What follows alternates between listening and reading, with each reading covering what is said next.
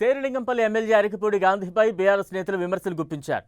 Hyderabad ఖానామేట్లో minority community hall నిర్మిస్తామని మాట ఇచ్చి తప్పారని ఆరోపించారు. 2023కు ముందు మైనార్టీ ఓట్ల కోసం ఓ శిలాఫలకం ఏర్పాటు చేసినట్లు గుర్తు చేశారు. ఇప్పుడు కాంగ్రెస్ పార్టీలోకి వెళ్లి ముస్లిం మైనార్టీలకు ఫంక్షన్ హాల్ నిర్మిస్తామని మరో శిలాఫలకం వేశారని మండిపడుతున్నారు. అభివృద్ధి కోసం కాంగ్రెస్లోకి వెళ్లాలని చెబుతున్న ఎమ్మెల్యే గాంధీ 2 ఏళ్లలో ఏం చేశారో చెప్పాలని డిమాండ్ చేస్తున్నారు. ఒకవేళ ఎమ్మెల్యే గారు ఏదో అభివృద్ధి చేద్దామని చెప్పి కాంగ్రెస్ పార్టీలో జాయిన్ అయితే హైడ్రా ఎందుకు ఆపలేదండి? హైడ్రా ఆపచ్చు కదా. హైడ్రా వల్ల నువ్వు ఎమ్మెల్యేవే కదా. ఎమ్మెల్యే ఉన్నప్పుడు హైడ్రాని ఆపాలి కదా. తర్వాత ప్రజలు నా దగ్గరకు వస్తే నేను కేటీఆర్ గారి దగ్గరికి, రామన్న దగ్గరికి నేను తీసుకెళ్తే రామన్న వాళ్ళకు మాట ఇవ్వడం జరిగింది.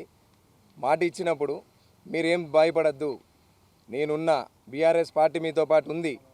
సో కేటీఆర్ గారు వాళ్ళకి మాట ఇవ్వడం జరిగింది. వాళ్ళు కూడా ఇప్పుడు ఆ మాట మీదనే నిలబడి వాళ్ళు ఎక్కడికి కూడా పోట్లేరు. ఈయన వచ్చి అడావుడి చేసిపోయిండు ఎవరు గాంధీ.